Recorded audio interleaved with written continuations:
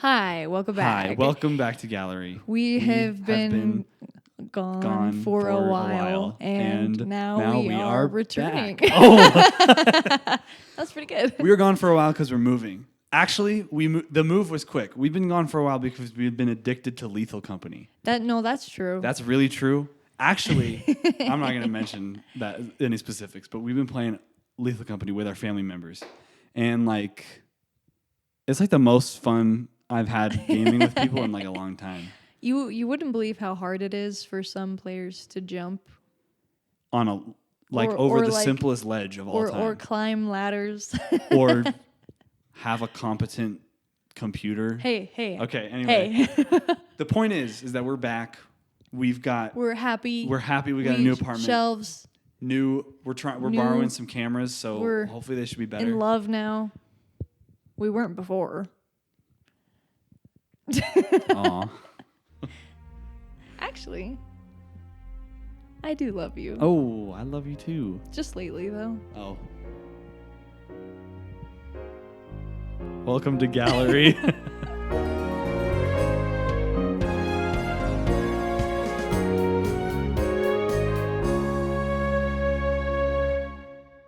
You always forget to start the episode. Sorry. I forgot that we were doing the podcast. Yeah. Anyway, that bleeds into my topic. Does it really bleed into your topic? Yeah. Okay, what are you talking about? Love. L is for the way stop you it. look Stop. Oh, I really thought you were going to keep going. at me. Okay. I'm just going to go. Oh. Is for... Okay. All right, go. Okay, my topic is about love. Why? Because it's February. And if you know anything about February, it means that it's the worst month of the year.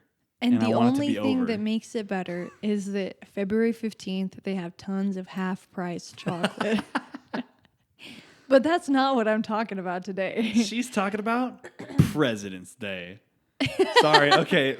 Actually, everyone here should know that my dad was going to propose to my mom, and my mom was like really excited. She knew it was happening, and Valentine's Day came. Okay. And she was like, "Well, it's got to be today." And they had this whole romantic date, and there was no proposal. Wow. And you know what day he did propose? President's Day. A couple days later. So. God bless America. President's Day. That's the most romantic holiday in my family. Anyway. So your topic is about President's Day? You doing Hamilton or something? No. He was a good president. Go. Wait, did you just call Hamilton a president? Yeah. Like Benjamin Franklin. All right. I'm talking about Valentine's Day. Why? Because the art piece that I chose today is a sculpture. Sculpture? I hardly know her. Mm-hmm. Sorry. It's a sculpture. It's not a statue. Okay. I looked it up. It's not figurative. A statue is of people or animals, right. life size or larger. Sculptures basically cover everything else. So I'm doing a sculpture today. Mm-hmm. It is Robert Indiana's Love. Oh, okay. Mm-hmm. Mm-hmm. That's a big one. This is a big one. Big one in pop art. Yeah. So for those of you who are audio listeners, it's the cover art. But for those of you who are looking at me, it's on the screen. No, it's not. Not our screen, dummy. We are TV right here. I was like... You're like, where is it? This one is a funny one for me because I feel bad because I've always seen it and I'm like, that's stupid. You're like, what is this, letters? What is this, the History Channel? Literally. And so I've seen it tons of places. I never knew who did it. And you know, it's a sculpture in like Philadelphia. There's a sculpture on in the art museum of the college I attended. Is it in the Smithsonian or something? Okay. Yeah, there's a screen print in the Smithsonian. Okay, yeah, that's what I'm thinking of. And so like it's everywhere. And like it's perpetuated and printed on everything. It's literally everywhere. And so I was like, that could be an interesting thing to learn about, especially like around Valentine's Day. And I learned some really cool stuff about like where it came from. Okay. Regale me. it seemed like so in the 1960s. This is when the design was made, the 1960s, and it was made at the same time as the hippie movement for like Okay. love That makes is sense. the answer. And some people say that that's why everybody kind of grasped onto it so much. But they also think that the composition is just really good. And for me, I'm like, oh, the O is tilted. Yeah. It's great. No, because I think about the same thing whenever I see it. I'm like, pop art. Okay, let's go look at the Van Gogh. Or Yeah. whatever. Yeah. I shouldn't do that. I know. And so I was trying to give it more respect, and there's a lot of history behind it. Yeah. So Robert Indiana, in 1964, he did some graphite and colored pencil drawings of the word love in the square 2 letters over 2 letters with a tilted O. And he sent this as Christmas cards to his friends. Cute. That year. Just as a little design that he worked on. And then over months, he worked on these and kind of created a series, and the Museum of Modern Art chose one to be the image of their Christmas card that year. Wow. And it just happened to be the most profitable Christmas card the museum has ever published. Do you think that's because of the hippie movement going on? A little bit because of that, but also because there's something about this composition that everybody is so into. I mean, like, first glance when I look at it, it's a nice design. It's a nice, satisfying design, and it's kind of got a little bit of interest to it because of the tilted O. Well, that's what Robert Indiana said. His words. He said, "It gives 4 letters a little bit of dynamism. There's nothing as dumb as an O at attention." That's what he said. Okay. Bars. And so he said that the colors, the loves all come from when his dad used to work at Phillips 66, because his mom would drive his dad to work and pick him up, and they'd pass the Phillips 66 station, and it's that huge circle sign in the sky. The gas pumps are red and green, the uniforms are red and green, the oil cans are red and green, and so it's the red and green Phillips 66 sign against the blue sky. Okay. And that's why his first love was red and green and blue. I like that. And so it kind of comes from his childhood, and a lot of the compositions that he made are all kind of red and green and blue. I really like that. To depict love, to depict this word for like a Christmas card and for like something that he was sending to his friends, the colors that he chose were connected to a really fond memory. Yeah. I think that's really beautiful. I think it's special. That's like, I don't know. I feel like that's me like doing the same thing, but using like the colors of like, I don't know, like the Wii interface or something. Or like white. or like Half-Life colors, because like I played those games with my family all the time. Yeah. And, like, Well, I mean, personally, I feel like that's where some of the best art comes from, is when it's like deep within you. It's something from the base of who you are. I mean, that's what makes art so different. That's what makes art so special for certain people, because other people are going to connect with a Phillips 66 themed art, you know? Yeah. So that's cool. And I like that he wasn't afraid to like say that that's why he made the colors that way. He's like, oh, it's a gas station. Literally. Because he could have been like, oh yeah, it comes from when I went to Paris on my art study. But it's personal, and I think it's just a great example of like color being another facet of like sculpture and typography. Exactly. So it wasn't a sculpture first? No. Okay. Yeah. And so here we'll keep going with the timeline. In 1973, the USPS released an 8-cent love stamp designed by Indiana, because everyone liked it, and the USPS was like, "We got to get on that." Cha-ching. Literally, cha-ching. 425 million stamps were produced. Wow. And do you want to know how much money Indiana received? None of it. A flat fee of $1,000. No way. Yeah. He got robbed. Yeah. And so as I researched this a little bit more, I found out that as much as this, like, his design has been produced over and over and over again, he's gotten like nothing for it, because it wasn't copyrighted. Oh. And so it's just everywhere, and he didn't get a cent, really. Interesting. Thus we see, I think, one of the problems with early like pop art and early like illustration and like mass producing stuff, is I feel like we've kind of figured that out now, and like the self-made. Go ahead. well, I'm glad that you brought up that it is pop art. Yeah. Which I think adds that much more of an interesting layer to this because, Okay. I mean, for those of you who don't know, pop art is like the point of it is that it's kind of a riff on commercialism. Yeah. And so the first pop art was like Andy Warhol's The Campbell Cans. Yeah, he and kind stuff. of, Andy Warhol, I don't want to say he revolutionized it.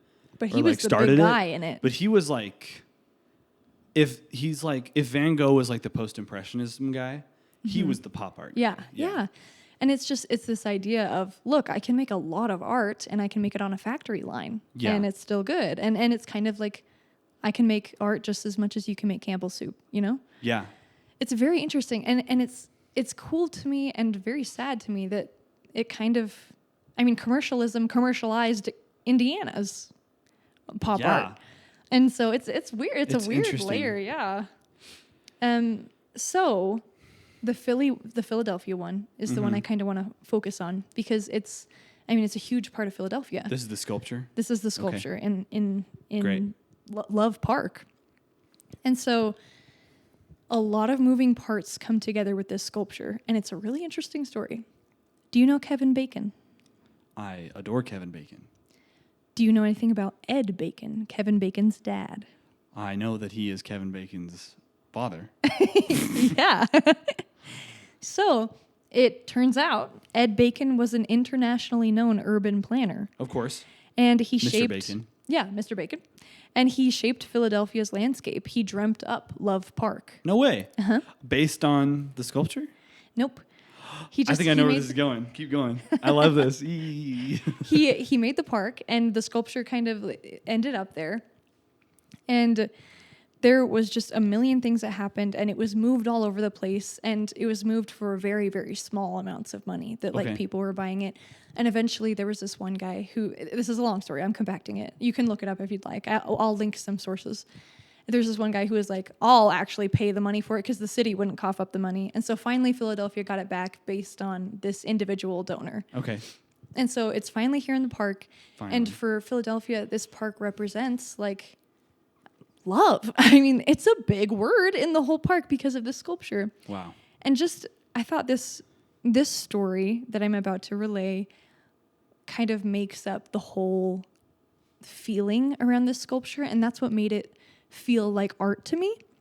Because I talked about how I thought it was kind of a stupid sculpture. Yeah. I feel bad for and then that. you did research. And then I did research and I found this story and I was like, I think I get it now. It's Ed Bacon at age 92. There was a skateboarding ban on the park. Okay. And so he went to protest it and he comes with a helmet on and like a skateboard at his side and two people to help hold him up and skateboard around, like protesting the skateboarding ban. And Kevin Bacon's statement on this was that he was really mad that he couldn't enjoy the park that was made to be enjoyed. Ooh. And Kevin said, with a helmet on his head and a determined look on his face, Bacon read a brief statement in which he declared, I conceived Love Park. I make no claim to be a leader, but by God, I am a person, and I stand up to Mayor Street and tell him to go to hell and stay there until he sees the light and changes his ways by going to Love Park each day with a smile on his face and a warm, welcoming handshake to greet the skateboarders of the world. Then his two... Dang. Yeah. Holy frick. Listen, I don't know if you want the mayor who pissed off the dad of Footloose on your conscience, but I don't. Keep going. The dad of Footloose. The dad of Mr. Footloose himself. And then his two helpers held up his arms and they pushed him along this on a skateboard for about 25 feet. He didn't get arrested, but reinforcements were called. And then at the end of his quick skate, he shouted, thank you. My whole damn life has been worth it just for this moment. You can bleep it. And then the city opened the park to skaters in 2013. Hey. So that was kind of a funny story. It was kind of off kilter. Kevin Bacon and some 92-year-old skateboarding. But to me, it just kind of brought together the love iconography. Like it's just Iconography. iconography. it's just super cool that something can be a symbol of, I mean, it's obvious. It's the word love. Of course, it's a symbol for love, but it does a really good job. Like, why does it have to be so complicated and so crazy to be a symbol, you know? I think something that I was thinking about was the way that the love sculpture's colors, or I guess the love print's colors, are connected to a fond memory for Robert Indiana. The sculpture has the same colors. Yeah, I know. And for Ed Bacon, you know, something he loved was skateboarding. I don't even think he loved it. Or he loved the park. Yeah. And oh man, I don't really know where I'm going with this, but like something about just like putting yourself into what you love. Mm-hmm. Robert Indiana took the colors of the sculpture, and Ed was putting himself in the park and fighting for it. And I don't know, I think the love sculpture being in the park is kind of a good symbol of that, or reminder of that. I don't really know what I'm trying to say, but no, that was very well I think said. it's cool that sculpture is in a park that is so passionately loved. Yeah. Yeah. And I think, well, the reason why I chose this topic was because Valentine's Day was coming up. Right. And something that I forgot to mention was that Indiana, he wrote a poem on love, on the letters love, and what each of the letters mean. And he talks about like all of the strokes of like the letters and stuff. And it's very like, what? Does it go L? No, is stop it. For the way you look. Sorry. I'll read a couple lines. Like, it is really hard to understand, but like for the E, it's like, and in final do, lo, the single stroke, rampant three-pronged trinity into infinity. Dang. And so it's like, it's a beautiful poem I see. I know what he's saying by about the that. lines of the And the LOVE. yeah. Yes. And so I'll link the poem as well so you can read it. But this was in 1955, way before he created the love Wow. like sculpture or the screen print or whatever it was. And I just think that love is something that's very difficult to put your hands on and grasp and understand. Yeah. And the way that it seems like Robert Indiana was trying to do that his whole life by putting literally the physical word into a poem or the physical word into a screen print. Yeah. It's just a cool way, albeit simple. It's a cool and special way to be able to express it. Yeah. The way, so I recently went to a little art history club meeting, and there was a speaker there who does typography. So cool. He doesn't even do like graphic design necessarily. Like he does like kind of, but he mainly just does like fonts. Like he designs fonts. And you should have seen how passionately this guy spoke about serifs and like what sans means, not Undertale sans, but like fonts, like sans serif. And he went through the history of it, and he talked about, there's a couple cool facts. Did you know that it's called uppercase and lowercase because in actual printing presses, they would keep the capital letters in a top case, and then like the physical like metal letters in a top case, and then the lowercase letters in a literal lowercase, uppercase and lowercase. Did you know that? No. Did you know that the Phoenicians said they wrote down words based on like how they sounded? So phonics, that's where phonics comes from. Yeah, I knew that. I'm kidding, I didn't. Anyway, that's okay. really cool. Just this guy was so passionate about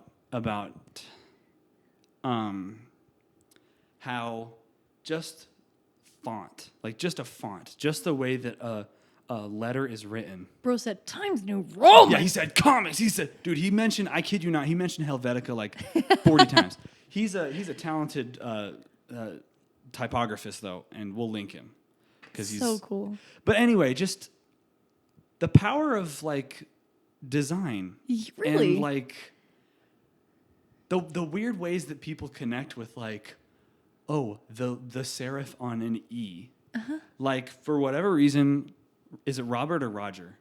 Robert, Indiana, just saw something in this font, in these letters, and he made something of it. And he, and it's something that resonates with literally thousands of people. Yeah. Millions. Yeah. And I just think that's so cool. So cool. Shout out to my typographists out there. Yeah, I don't do graphic design, but like I know what a font can do like for things. And it's overlooked. I don't know, man. It's overlooked. It's overlooked. Especially in like a society so saturated by design all around us. Yeah. Like, it takes a lot to put like LOVE on a stamp. Yeah. You know? I just love the way that people pour themselves into things. It's not just the romantic paintings. It's not just the sculptures of David. It's letters and gas station colors that they see themselves in and express themselves with. And even parks and skateboarding protests. Like, beautiful humans. I love them. You summed it up. That's perfect. That's my thing. Well, cool. That's your topic? What are you talking about? Gorgeous topic. That was so beautiful. Oh, and the last thing I wanted to say is that I love you. I love you. Okay, get on with it. This is tough, this new thing, because we can't kiss. We can't lean into kiss very easily. We could like link toes. Sorry. Sorry. I have Stay some in of those your Costco chair. socks on. They're amazing. I'll censor that. Okay. Anyway, I'm talking. For our audio listeners, For our audio listeners. Okay. Anyway. he held up his foot. That's all. Oh my gosh. I'm talking about film. What film? Yes. Well, give me a hint. Give me a hint. It is a film from 2003. It's one of my favorite. Megamind. Megamind came out in like 2012 or something. You told me to guess. Okay. I always tell you to guess, and then I give you like The nothing. weirdest, like worst hints. Yeah. Okay.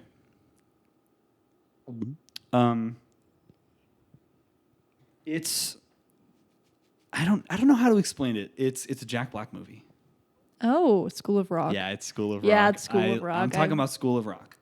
So I've watched this movie recently, and I was reminded of just how much I adore this movie. Yeah. It is so freaking good. School of Rock was a movie. It's a comedy film directed by Richard Linklater from 2003, and it follows this wannabe rock star named Dewey Finn, who's played by Jack Black, and he's in a band and he's trying to make it. I wouldn't say he's trying to make it big, but he's trying to get that authentic rock experience. His band is playing a gig at the beginning of the movie, and he's totally into it. And it's too much for this like small club, like bar they're playing at. And he does like a stage dive, and he's screaming into the mic. He loves rock, and he wants to be a part of it. But we find out that the apartment that he's living in, he can't pay rent. He doesn't have a job. And so his roommate and his roommate's girlfriend are like, you need to have rent by the end of the month or you're out of here. And so he's like, okay, I'll just win Battle of the Bands with the band that I'm in, right? Well, his band kicks him out because he's too much. He's an embarrassment. They say, you're an embarrassment. We're kicking you out. We're trying to win Battle of the Bands. Like, you're an embarrassment. Brutal. And he is. He's ridiculous. He just loves rock so much. So one morning, important context for this, his roommate is a substitute teacher. So one morning, he's alone in the apartment. He's trying to sell his guitars so he can get his money, his rent money. And he gets a call from a prestigious prep school, which I think they're like elementary school kids, like probably like fourth, fifth grade. And he gets a call from the principal of the school saying, hey, we have an emergency. We need a sub. Is your roommate Ned Schneebly there? His roommate's name is Ned Schneebly. He says, hey, is Ned Schneebly there? We need a good substitute teacher. And Dewey Finn is like, no, he's not here. How much is the job? And then the principal's like, oh, we pay our staff like $600 a week or something. A lot of money. And so Dewey Finn changes his voice. He kind of muffs up the phone, and he says, hello, this is Ned. He pretends to be Ned Schneebly, and he gets the job. So he comes into this class of kids, and he's just ready to sit around all day. He's just there for the paycheck. He's not a teacher. And you have these kids who are wearing uniforms. They're in this prestigious prep school. There's tons of rules. Isn't Miranda Cosgrove there? Miranda Cosgrove is in it. iCarly's there. iCarly is in it. And he's just done. He just needs the paycheck, right? But he walks past the kids in music class, and he sees a kid playing guitar. He sees a kid playing piano and a cello and percussionist, and they all are playing instruments. And he gets a crazy idea to teach these kids in the school how to rock and form a rock band and win Battle of the Bands. What I think, okay, first off, this is something I just thought of, is this is so interesting because he's already getting the paycheck from the school. He's not even forming the band for money anymore. He does it because he loves rock.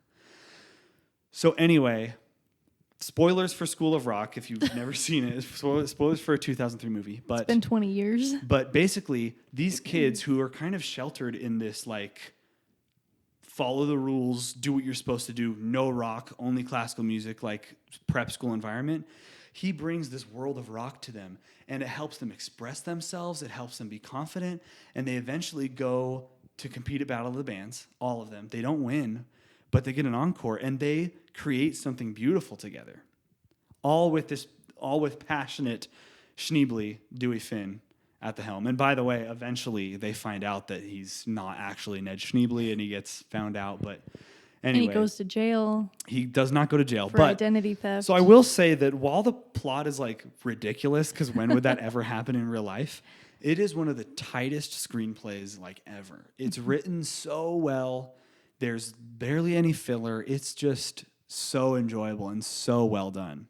So you might be thinking, all right, McKay, that's great. Why do you like this movie so much? All right, McKay, that's great. Why do you like this movie so much? Sorry, I'm on my phone. What are you doing on your phone? Nothing. It's the lock screen. Sorry. Anyway, so the reason why I like this movie so much is because it has so many good messages in it, like tons. And I'm just going to go through each message, talk about a couple scenes that, like, in the movie that go to that message, and then I'll be done. So the first message that I think is most important is the message that you are cool. Oh. So Dewey Finn in the movie, he's with these kids, and because of his passion, he doesn't really see anything else but passion in others. And so these kids who have been told do what you're told their whole lives, he comes to them and he brings them this mindset that they are special and they have valuable things to offer through rock.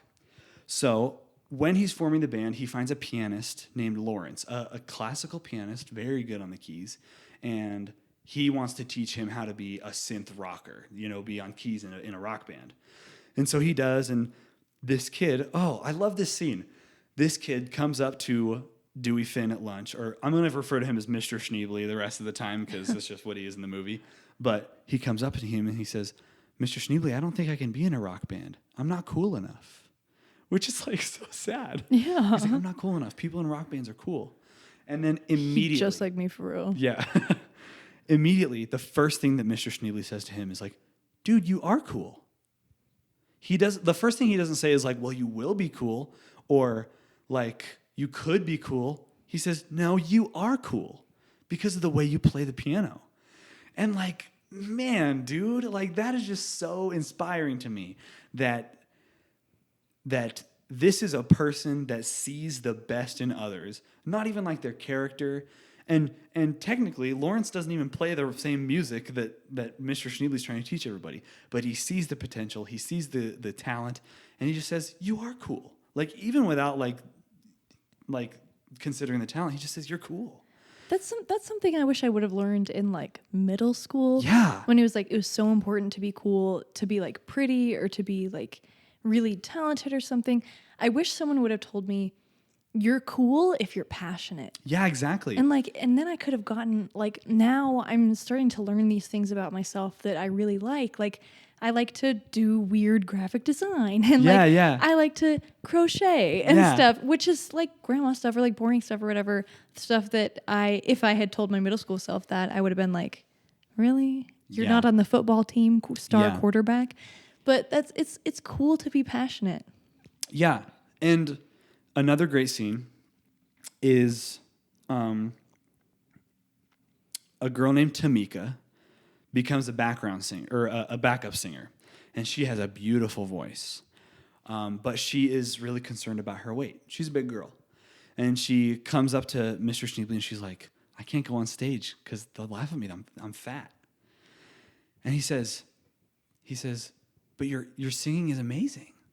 Like, you got those pipes, Tamika. Like, he says, like, I can't remember exactly what he says, but he's like, you know Aretha Franklin? She's a big lady. But then everybody wants to party with Aretha after they hear her sing. And so even someone who has a reason to be like they have a reason that they're down about themselves, they're self-conscious, he says, that's okay. You're still talented. You're still amazing. And I just, so you are cool. That's the first message that I want to take away from this movie. Second is that everybody has something to offer. So there's only a couple members of the band and a class of like 30 kids. They can't all be in the band. Yeah. And so he only assigns, the guitarist to be the guitar. And so there's only like 5 kids actually in the band. But everybody else, he says, okay, you're on security and you have to soundproof the classroom. You're on costumes. You're on naming the band. You're on like, he makes iCarly band manager because she's like this like teacher's pet kind of character. Yeah. Anyway, there's even a scene where they're like, you mean we're not in the band? Like all the other kids who didn't get picked to like be up on stage playing instruments. And he's like, don't worry, I'm going to find killer positions for all of you. And so there's a kid who does like the lights and the security kids. They like have their own talents with like using cameras and stuff. And like you have the costume designers and the kids who name the band. So even though it's a rock band with people playing, there's still so much going on behind the scenes. And that is just such a beautiful message for life that even if you're not like, this is a line he says in the movie, just because you're not in the band doesn't mean you're not in the band. Ooh, that's good. Yeah. So just because you may not have like a talent up front, like art or music or whatever, you still have important things that things like a rock concert need. You might not be in the band, but you're in the band. You know what I mean? Mm-hmm. So your talents can be utilized, even if it's like lights or security. I think it's so cool. Everybody, he saw the talents of everybody in that class. Okay, next one. It's okay to accept that you're not good at something, and it's okay to leave behind something you're not good at. So honestly, a big part of the movie is that Dewey is just not a great songwriter. He writes a song for the class, and it kind of is just okay. But eventually, they perform a song that a student wrote, and it's so much better. It's a great song. And near the end of the film, Dewey kind of accepts, he's like, you know what? I'm not good. I'm not really good at this, but I'm passionate and you're good at this. And so he kind of, this is a theme that I wish they would have capitalized on more in the movie, but he kind of accepts that, he's had his time to try and shine and it didn't work out. And now he can kind of pass his dreams on to these kids, and what he's good at is being passionate and helping people realize what they're passionate about. And so he's much better at, being a teacher and being a band leader than actually being a songwriter or a front man. And I think that's really valuable to realize I'm not good at this. My purpose might be elsewhere. Mm-hmm. And I think that's really beautiful. Mm-hmm. Okay? Last one. And this one's a little loose, but I just like the idea that rock is used as like a metaphor for just like anything that you can be passionate about. In this movie, rock is what's used to like bring people out of their shell. But it can be anything. And this film also explores that rock there's still really good parts of rock, even though to, the passive observer, it might be synonymous with like drugs and sex. There's still really good parts of it. There's a part where their drummer, the kid drummer, goes off with other people, and he's like, I thought rock was about like, being cool and like, hanging out with like people and like smoking and stuff. And Dewey Finn is like, no, Dewey is so adamant throughout the movie that no, rock is about the music, and he's so about that. And so I just like the idea that like things that may seem all bad are not all bad. And if you dive deeper into them, there's beauty in them and there's worth in them. Mm-hmm. So that makes me feel like those forms of art that people are like, that's stupid. Like, be it Marvel or anime or video games. Yeah. All I mean, or like I've got like manga behind me right now. Yeah. And those are super looked down on too, just because of this kind of stereotype that people assign to it, like maybe based on country or based on personal beliefs or whatever that may come from. But I feel like that, I mean, we've had this conversation lots of times before. It takes away this opportunity to explore something that could be really great if you're holding on to this idea of something that you think it could be. Yeah, totally. And that's what this movie, all these kids are so classical music. There's even a scene where the dad of the guitarist is scolding him. He's like, no more of this rock music. You do your classical music first that your personal teacher is wanting you to learn.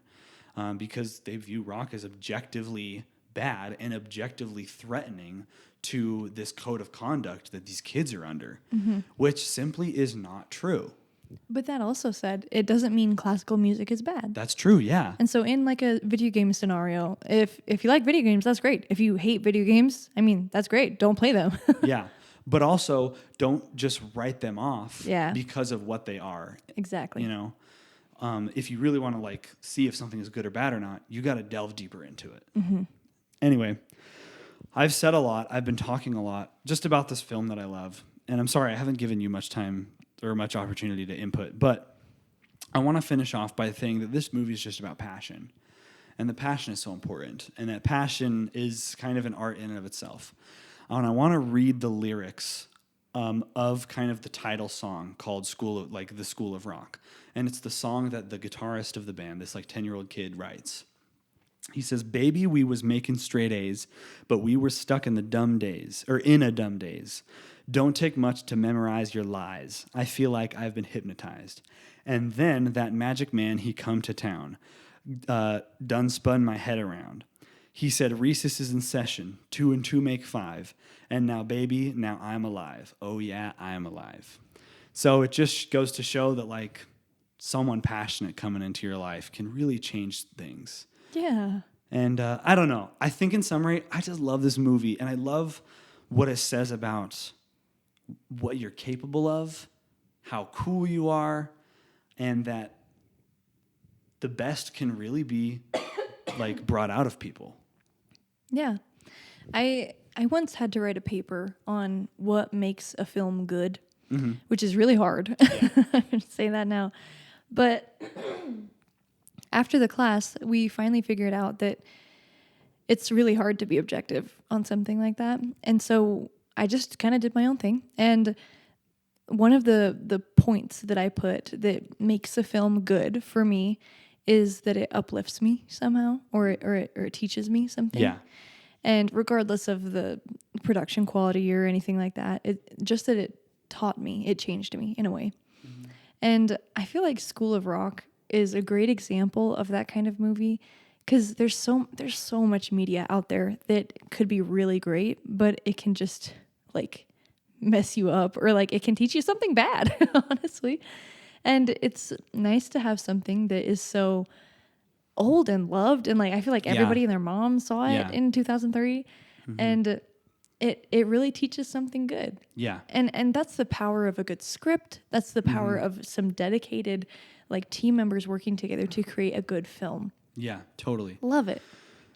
And so in conclusion, I think that whatever you do, whether it is rock or screen printing, or protecting a park, or skateboarding, or passing your passions on to other people, it takes love. Or doing a podcast. Are we? Sorry. I really thought you were going to kiss me that time. I got scared. Okay. Anyway. It takes passion. And passion, that's what makes art good. Yeah, man. Amen. Oh, thank you. Follow us on our socials. We're going to go kiss. Kiss us. Oh. Wait, no. Don't kiss us. No. Kiss me. someone? Wait. Wait. Bye.